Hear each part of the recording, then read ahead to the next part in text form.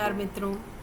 भारतीय काव्य शास्त्र के अलंकार संप्रदाय ही इस वीडियो की चर्चा का विषय है। परंपरा और प्रचार की दृष्टि से प्राचीन काव्य शास्त्र का सबसे प्रशस्त संप्रदाय अलंकार संप्रदाय ही है। इस संप्रदाय का इतना महत्व बढ़ा था कि पूरे काव्य शास्त्र के लिए अलंकार शास्त्र नाम चल पड़ा था। वैसे तो अलंकारों का परिचय बहुत प्राचीन समय में ही हो चुका था, जो कि पाणिनि के व्याकरण ग्रंथ आदि से तो स्पष्ट ही है।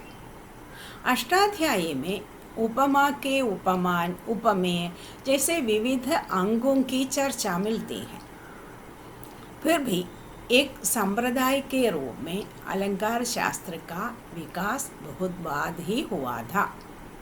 इस संप्रदाय की यही मान्यता रही कि अलंकार काव्य का एक ऐसा अंतरंग तत्व है जिसके अभाव में काव्य का काव्य तो नहीं रहता।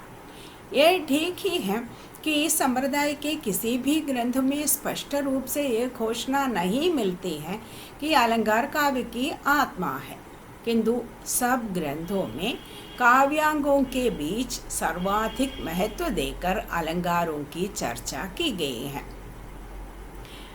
कवि प्रतिभा के सबसे बड़े चिन्ह के रूप में वे काव्य अलंकारों को देखते थे, और जैसे उष्णता से अलग आग की कल्पना नहीं की जा सकती, वैसे अलंकारों के अभाव में काव्य का अस्तित्व नहीं माना जा सकता। चंद्रालोक के कर्ता जयदेव का यही मत रहा था। काव्यादर्शकार दंडी ने काव्य को शोभा देने वाले धर्मों को ही अलंकार पुकारा था। काव्य शोभाकरान धर्मान अलंकारान प्रचक्षते। वामन ने काव्य के समग्र सौंदर्य को ही अलंकार कहा था। सौंदर्यम अलंकारः। काव्यशास्त्र की लंबी परंपरा में प्रायः सारे आचार्यों ने अपने अपने ग्रंथों में अलंकारों की चर्चा की है।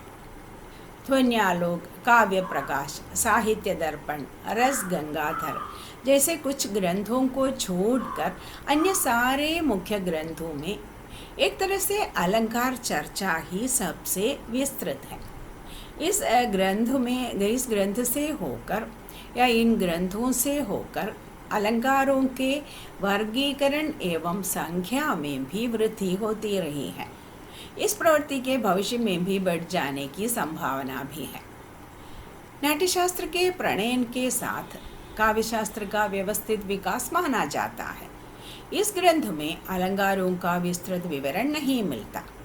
नाटकाश्रित 4 अलंकारों उपमा, रूपक, दीपक और यमक यही नाटक के लिए आवश्यक है। इनका नामोल्लेख करके संक्षेप में यह प्रसंग नाट्यशास्त्र में वर्णित किया गया है। ईसा की 5वीं-6वीं शताब्दी में आचार्य भामह का उदय होता है। वस्तुतः अलंकार संप्रदाय के सबसे बड़े एवं प्रथम आचार्य भामह ही है। वैसे भामह ने भी अपने पूर्ववर्ती मेधावी राजमित्र, राम शर्मा इत्यादि आचार्यों का नामोल्लेख किया है। फिर भी उनमें से किसी का भी कोई ग्रंथ उपलब्ध नहीं होता। ऐसी हालत में भामह को ही इस संप्रदाय के आदि आचार्य हम मान सकते हैं। भामह के ग्रंथ का नाम है काव्यालंकार। इस ग्रंथ के काव्य शरीर निर्णय, अलंकृति निर्णय, दोष निर्णय, न्याय निर्णय, शब्द शुद्धि पर विचार ऐसे 5 परिच्छेद हैं। काव्य में अलंकार की अनिवार्यता कहते हुए भामह ने यही कहा है कि जैसे वनिता का मुख सुंदर होने भर भी भूषण के बिना शोभा नहीं पाता, वैसे ही काव्य के लिए अलंकार शोभा देने वाला तत्व है। आचार्य ने कुल 38 अलंकारों के नाम बताए हैं, किंतु इन सारे अलंकारों के मूल में उन्होंने वक्रोक्ति का अस्तित्व ही माना है। इस संप्रदाय में भामह के बाद दंडी का नाम आता है। इनका ग्रंथ है काव्यादर्श। आपने अलंकारों की संख्या 35 तक सीमित रखी है। इनकी दृष्टि में काव्य शोभा के उत्पादक धर्मों को ही अलंकार कहते हैं। दंडी के बाद 8वीं शती में उद्भट का नाम आता है। उन्होंने काव्यालंकार सार संग्रह नामक ग्रंथ लिखकर भामह का ही समर्थन किया है। उद्भट द्वारा परिगणित 41 अलंकार हैं। 9वीं शताब्दी में आचार्य रुद्रट का आविर्भाव होता है। इनके ग्रंथ का नाम भी काव्यालंकार है। अलंकार संप्रदाय में रुद्रट और उनके ग्रंथ का विशेष महत्व है। ये क्या क्या है देखें। उन्होंने मौलिक ढंग से वर्गीकरण करके सारे अलंकारों को 4 वर्गों में विभाजित किया है: वास्तव्य, औपम्य, अतिशय और श्लेष। इन्होंने अलंकारों की संख्या में भी वृद्धि की है। उनके मत में अलंकार कुल 50 हैं।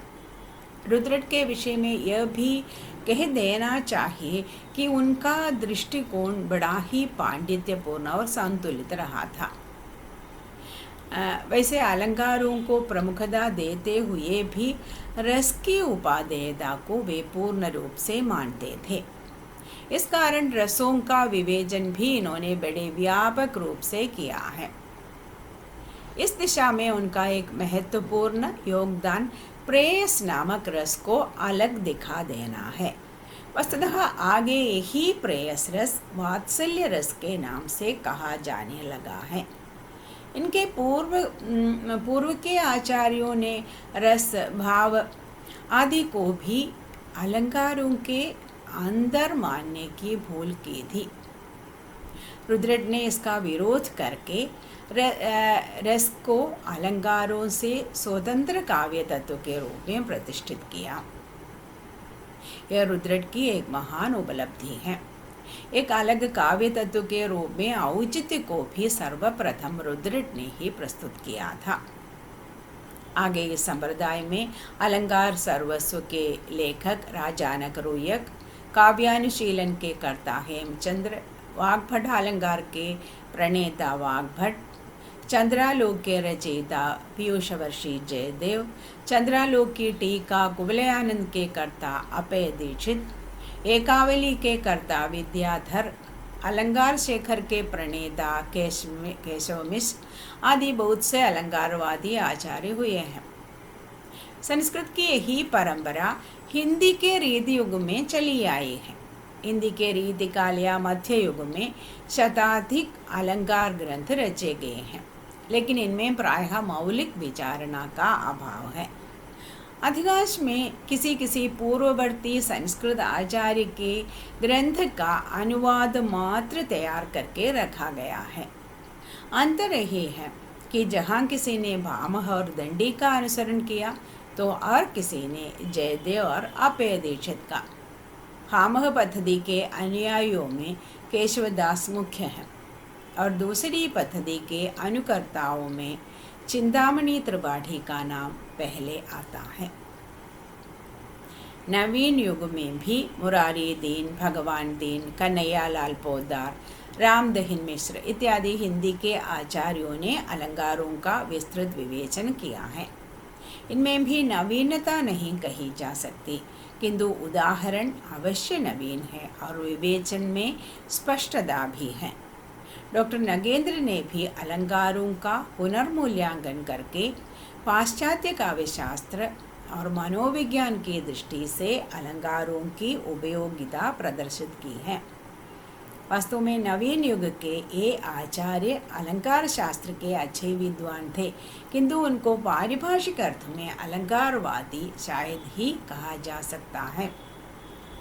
आधुनिक काल में कविवर सुमित्रानंदन पंत ने अलंकार पर अपना मत यूं प्रकट किया है: अलंकार केवल वाणी की सजावट के लिए नहीं है, वे भाव की अभिव्यक्ति का विशेष द्वार हैं। भाषा की पुष्टि के लिए, राग की परिपूर्णता के लिए आवश्यक उपादान है। आज भी कविताओं में, गीतों में, खासकर फिल्मी गीतों में अलंकारों का प्रचुर प्रयोग होता है। तो जानबूझकर नहीं, वह ऐसे ही आ जाते हैं। उपमा, उत्प्रेक्षा, रूपक आदि अलंकार भावाभिव्यक्ति के समय स्वतः आ जाते हैं। उदाहरण के लिए प्रसिद्ध हिंदी गीत है, कहीं दूर जब दिन ढल जाए, सांझ की दुल्हन बदन चुराए, चुपके से आए। वहाँ सांझ की दुल्हन और रूपक अलंकार का प्रयोग किया है। ऐसे कई गीत हिंदी और मलयालम में हैं। छात्र इसे ढूंढ निकाल सकते हैं। बात तो केवल इतना ही बता सकते हैं कि अलंकार के बिना काव्य नहीं है, यह मत हम कभी स्वीकार नहीं कर सकते। अलंकारवादियों के ऐसे मत से कभी सहमत नहीं हो सकते, यानी कट्टर अलंकारवादी बनना अनुचित है। लेकिन यह भी ध्यातव्य है कि अलंकार की प्रासंगिकता अक्षुण्ण है, निस्तर्क है। नमस्कार।